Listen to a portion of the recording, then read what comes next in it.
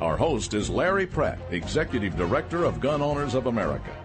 Our guests include elected and other public officials, journalists, citizen activists, and others who are fighting for the Bill of Rights, especially the Second Amendment.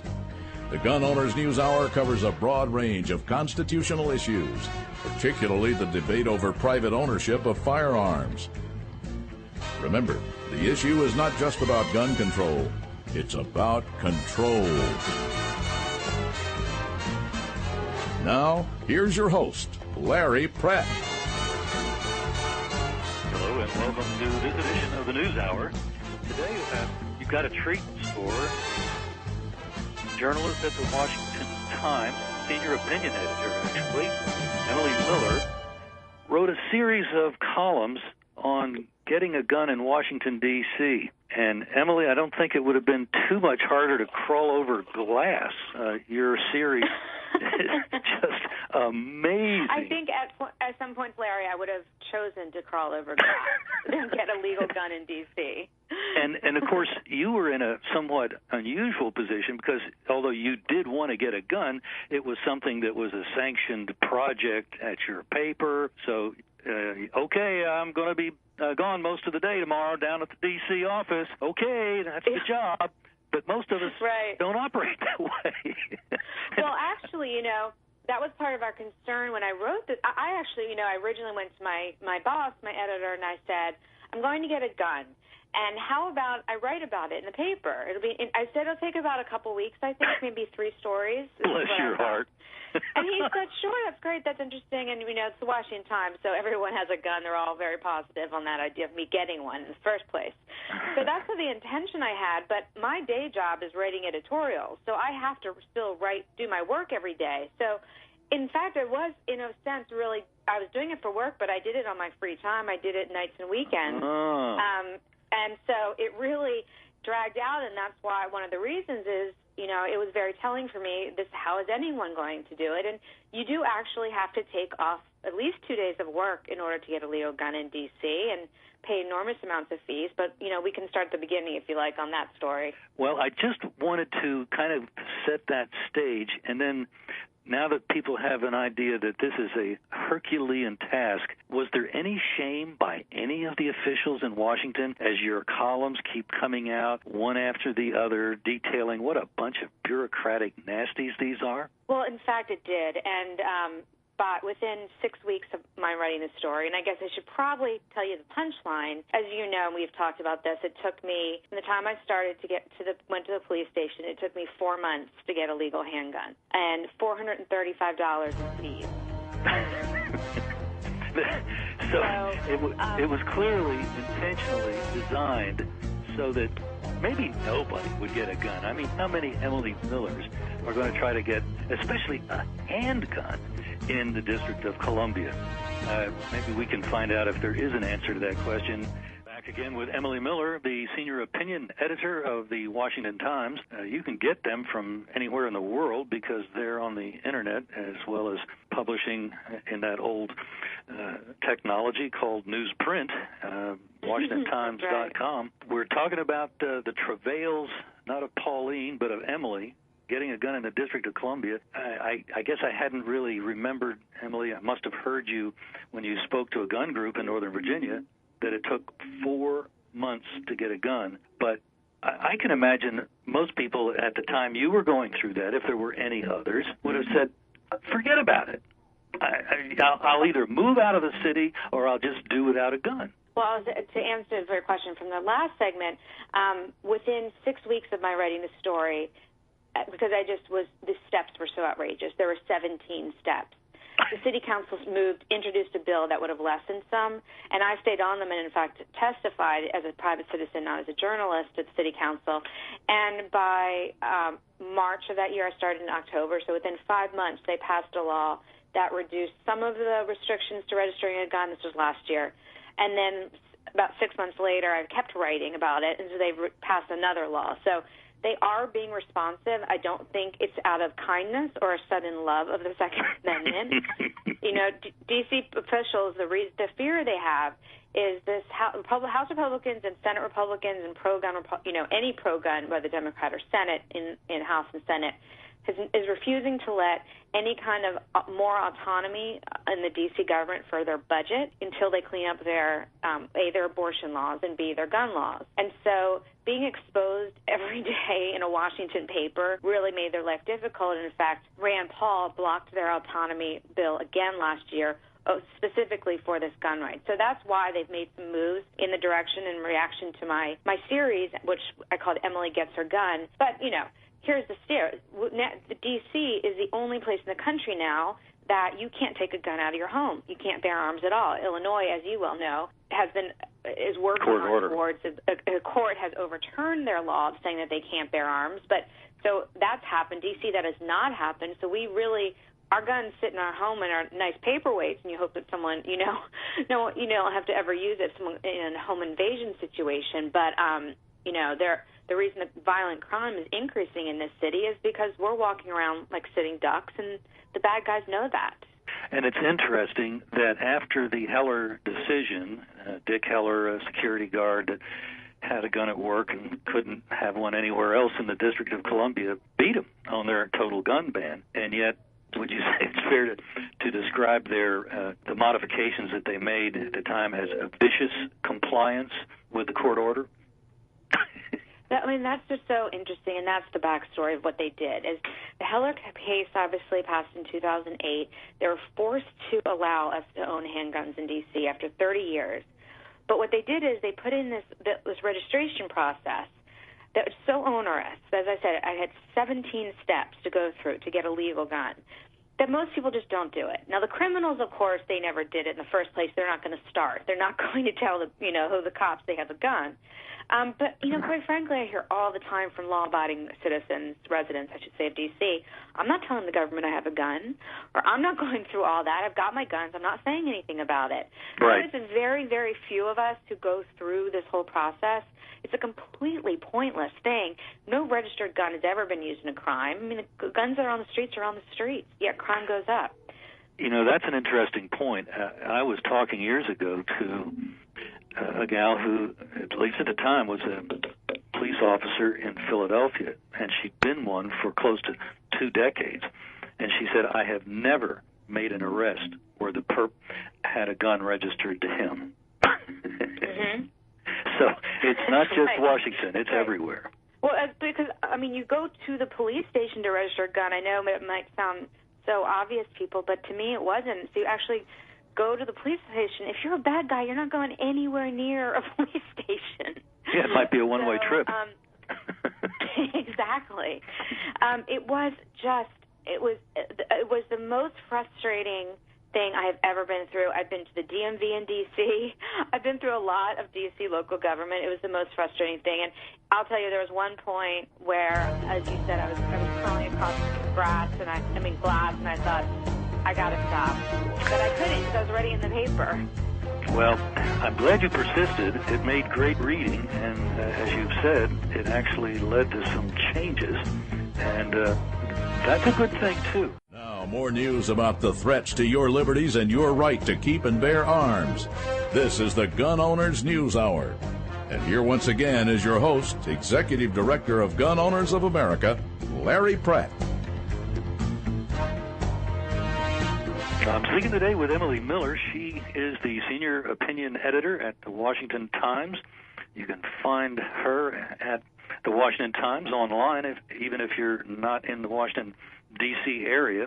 It's one of the more conservative newspapers in the country, and that means it's in a very small fraternity, because most, certainly major city newspapers are far to the left, and the Washington Times is center-right by any description. And Emily, I think you really did a lot of people in Washington, D.C. a service if they ever decide they want to own a gun legally.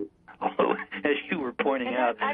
Right, that's the most gratifying thing I've gotten out of this is I've had a lot of people, strangers or non-strangers to come up to me or send me emails and say, thank you so much. Now I know how to get a gun. I didn't know how to do it. At the end of the series, I put a guide up, which is called The New Guide to Getting a Gun in D.C., and it gives tons of shortcuts, the exact order to do things. The police must hate my guide because it's nothing, because, theirs is a packet that's 40 pages long, and mine is exactly here to go. Here's all the shortcuts. So it makes I feel so good when I know people who live, especially the people who live in the higher risk areas or women or people who really need home protection at least, are finding it easier and cheaper and quicker by having gone through it.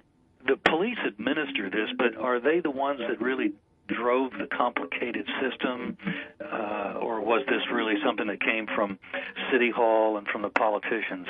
It is from the politicians. They wrote the law. So as much as I like to blame the police along the way for putting up the barriers, they are just following through with the laws, the registration laws that the city did in 2009.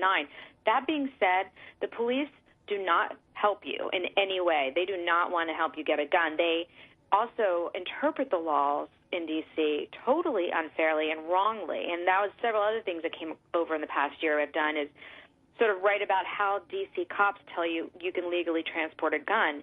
I was told that I'm not allowed to, in order to get it to a shooting range in Virginia, I'm not allowed to stop for gas. The police officer this was at the registration office, the expert on this. He told me you have to hold it if you have to go to the bathroom. He said you can't stop. I said, what if I need gas? He said you need to pull over and call a friend to bring them a bucket of gas to fill your car up. I mean, this is crazy. The federal law is very clear. Wow. Travel between any two places as long as your gun is unloaded and locked in case in the trunk, and your legal places for legal reasons. So D.C. had all these things. They're putting it out on documents. They're putting it on the website. They're giving it out. This is just one example. So I went to the head of the city council, Phil Mendelson, and said, look what I'm being told. Look, I showed him my story. I told him what's going on. So he then sent a letter to the police and said, clean this up, teach them what the correct laws are, change your documents, change your website. So several things along the way.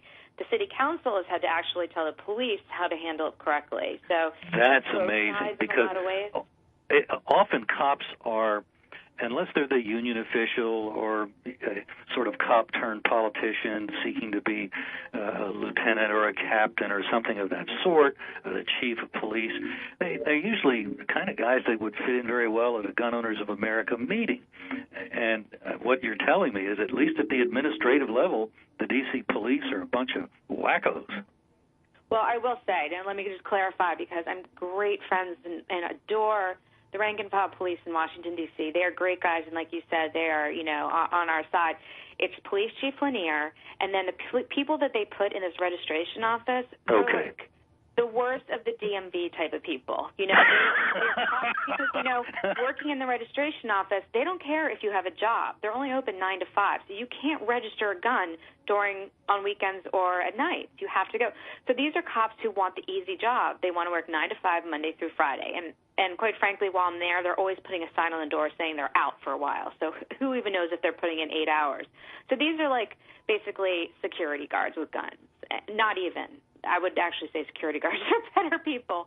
They're the worst of the worst. They're not real cops. And so that's who you're dealing with. And you're basically putting someone from DMV, giving them a gun and telling them to sit in an office alone all day because nobody's coming in to register their guns. And they don't want you to have a gun because they feel very powerful with their guns. But, Chief Lanier, she does not support this at all because obviously she, like Ray Kelly in New York and all these big city liberal police chiefs, are just at the mercy of these liberal mayors. And, they will do and say whatever the mayors or their city councils want them to do or say, very unlike the sheriffs or the rank-and-file police officers.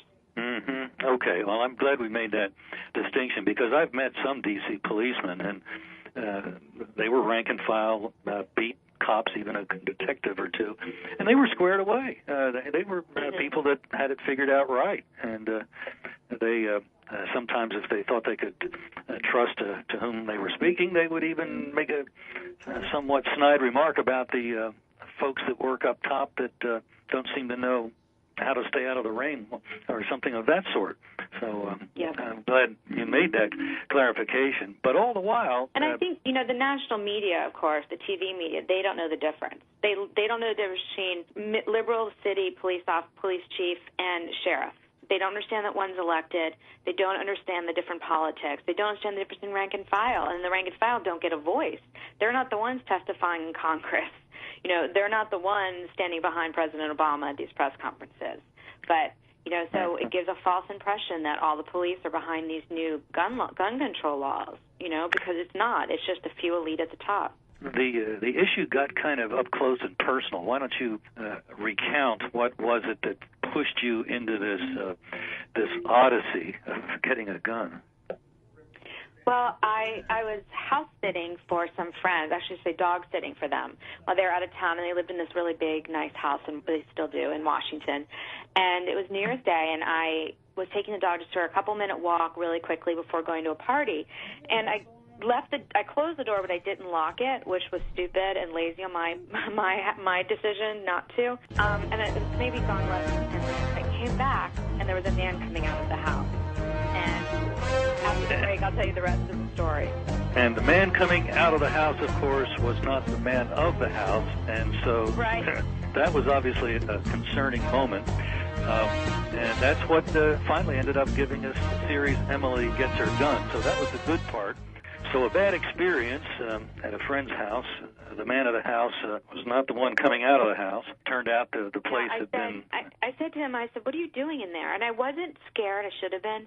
The dog did nothing, just sat there. So no, wouldn't recommend dogs for security. So I said... Not Labradors, anyway. As a first line of defense, as a golden retriever. So I said, what are you doing? And he said, I'm here to fix the pool. We are here to fix the pool, he said. And I didn't know who the we referred to, but I didn't ask. And he was disheveled. He had bloodshot eyes. I mean, he definitely looked bad news. And I said, we didn't call anyone to fix the pool. I mean, it's the middle of winter, of course. And I said, we too, and hoping that somebody, you'd think I wasn't home alone.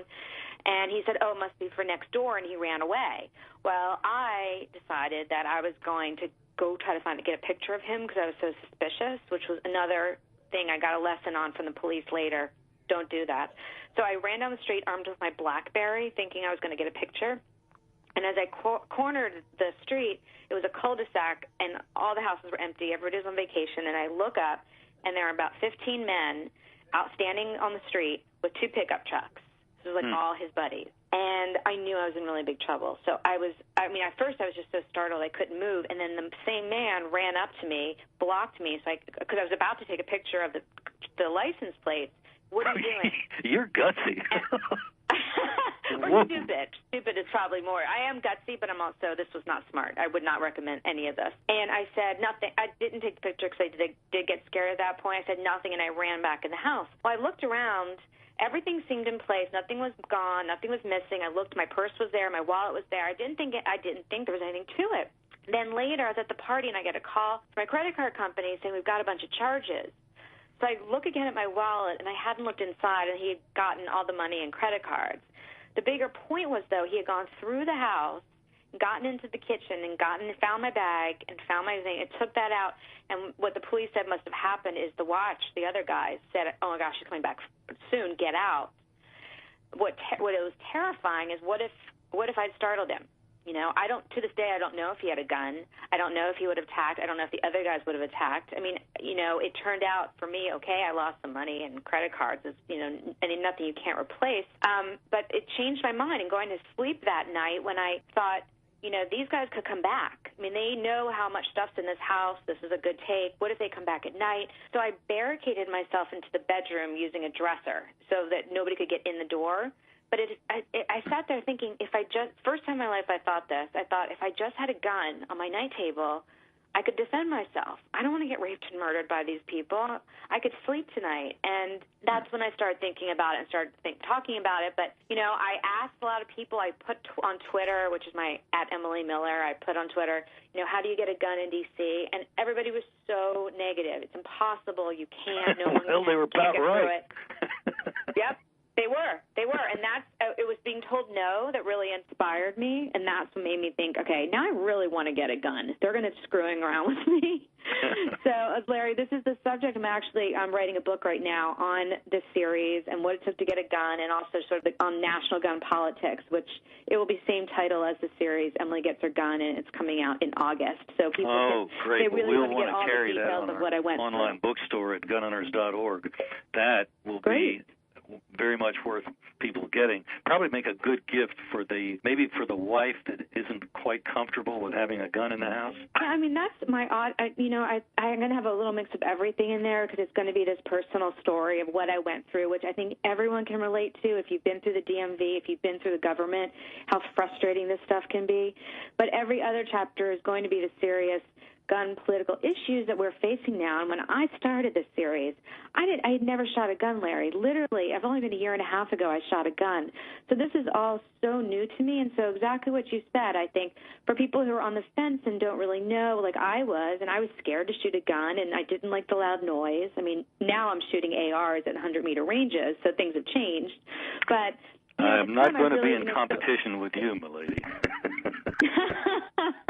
I'm only 5'2", and I always get, when I'm out of range and some of the big guns come out, they're like, this is going to blow you back. Like I was shooting an M1 Garand last week. Is that how you say it? Grand? Yeah.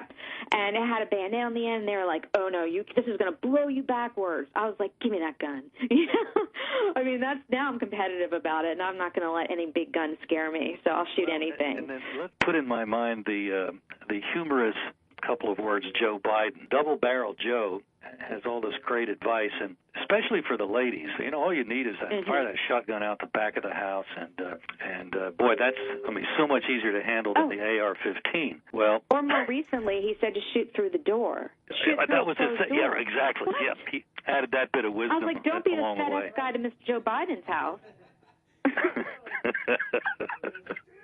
And so it wasn't long before somebody had a video. I kind of think it was the first time that a number of different women had fired a shotgun. And clearly they hadn't been well prepped. And they were thrown back on their backside. It flew out of their arms. It hurt like all get out.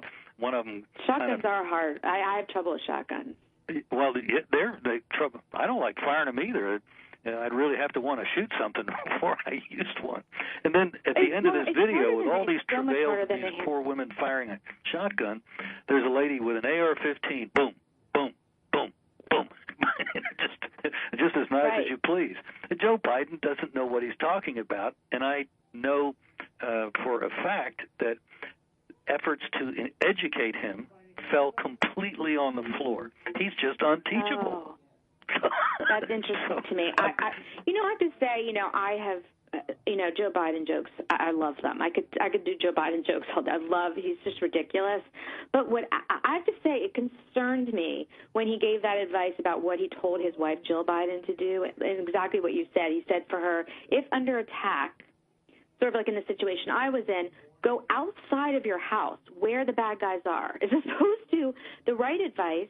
Go, if you're a woman and this happens to you, find a closet or a bathroom, go inside there, lock, take your phone, call 911. Get your gun, but get in the closet, call 911. Barricade yourself. And the second thing he said is, like you just said, you got 2 rounds. Shoot them into the air.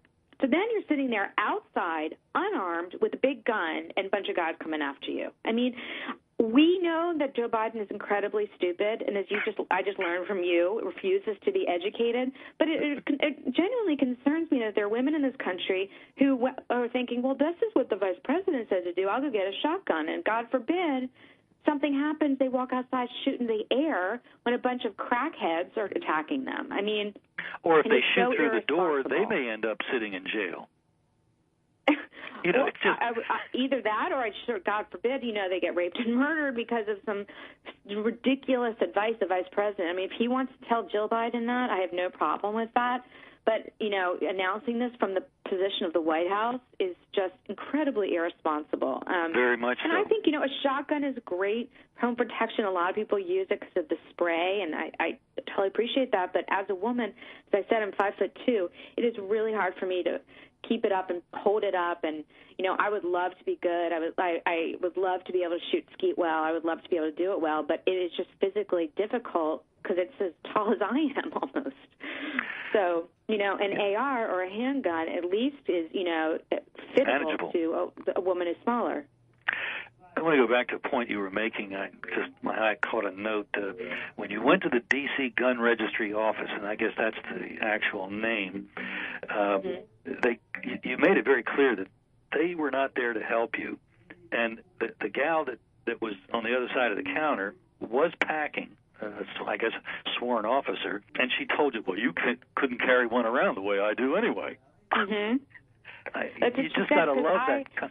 I went in, and the way we sort of did this at the Washington Times is my editor said, I don't want you reading anything that's been written about already about this registration process, because I didn't know anything. And as I said, I hadn't even shot a gun before. So he said, I want you to go in as if you're anyone in Washington, regular person, not a reporter, who's going to figure out how to get a legal gun.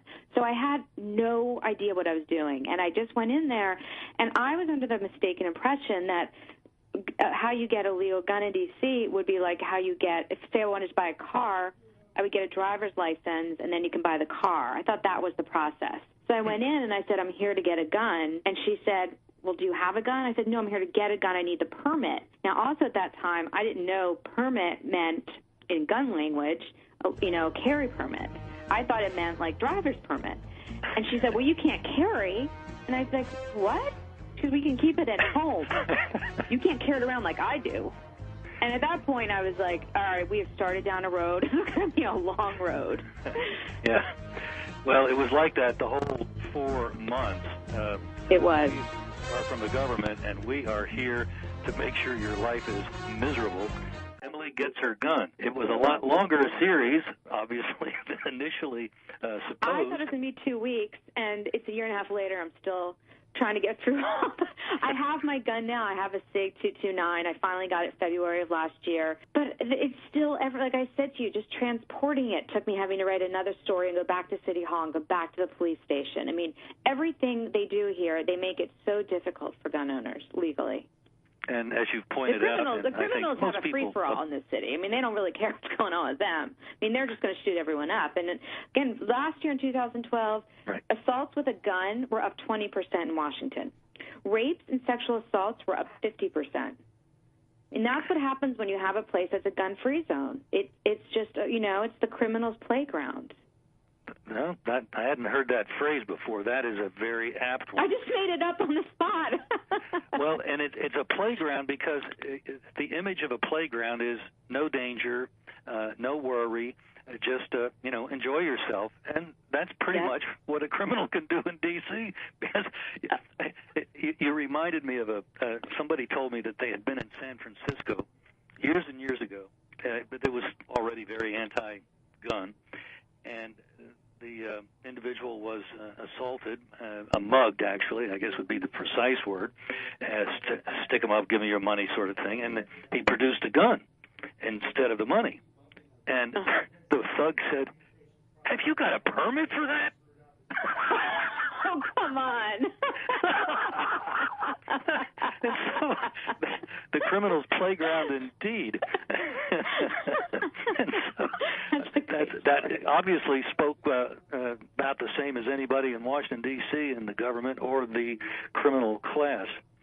Well, just finding a dealer, we won't even have time to probably discuss all of the travails that you experienced. Well, there are no dealers, quite quickly, that there's no dealer in D.C., and that's because they zone out everyone. There's no dealer selling. There's one dealer, and his name is Charles Sykes, and he's a wonderful man and doing a great service for all of us.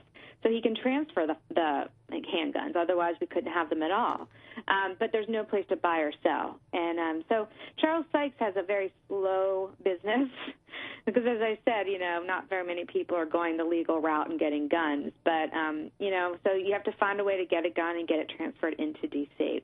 And then, which was another thing I didn't see coming, is you have to find a dealer who can get 10-round magazines to put in your standard round. My gun came with 13-round magazines, and I have to say, on day one, I never heard of a magazine before. I didn't even know what that was. But so you thought that buy was a gun the Sunday from one supplement. of those mega places because they send the whole box that comes to the manufacturer. You have to buy it from an individual who will be willing to change into a magazine that has a little slip in it. So the 3 rounds don't, change the whole crime in the city, which is ridiculous. No, and it doesn't take that much time to switch a magazine out, put another one in. But the people that are making these laws really don't know anything about guns, except that they don't like them, except if they're in the hands of a police officer. But they really don't want them in our hands. So it's not that they're anti-gun; they're anti-armed citizens. That's right. I mean, because the liberal philosophy, and I don't think it's not Democrat or Republican, it's liberal. Mm-hmm. And that ultra-left liberal, they believe the government should be bigger, and by bigger, they mean stronger, which means that all the power of the firearm should be in the hands of the government and the police, and not the civilians, which is completely a violation of and a completely incorrect interpretation of what the Founding Fathers wrote the Second Amendment for, which is in order to protect us from the tyranny of government, we had to have an armed populace. Well, I'll tell you, right now in D.C., the armed populace are all the criminals, and this is the nation's capital, and I think of all places that has a ban on bearing arms, it is unbelievable that it's the District of Columbia. So, I mean, I hope Congress intervenes. I think it's going to have to go to the Supreme Court to get overturned. It's been a lot. There's a case called Palmer that's pending on the carry rights. But I think even the registration is a violation of my Second Amendment rights. And why do I have to go through? It was 17 steps. When I went through it after they passed these bills, it's now 11 steps. But, Larry, you're in Virginia.